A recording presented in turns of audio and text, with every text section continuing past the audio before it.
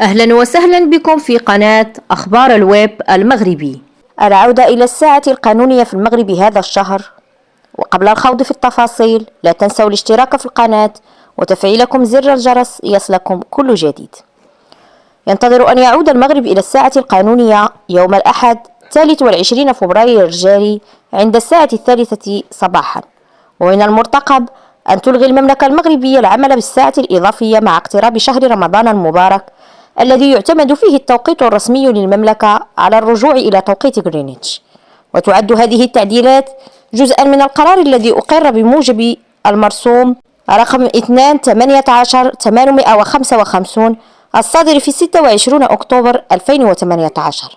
كما يأتي هذا التغيير استنادا إلى قرار رئيس الحكومة رقم 3/17/23 الذي صدر في 6 مارس 2023، إذ يتم عادة تأخير الساعة القانونية ب60 دقيقة خلال شهر رمضان.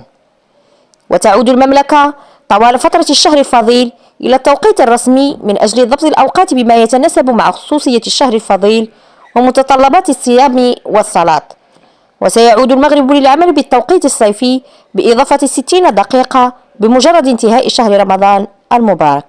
أهله الله علينا وعليكم بالخير واليمن والبركة. لا تنسوا الاشتراك في القناة وتفعيلكم زر الجرس ليصلكم كل جديد.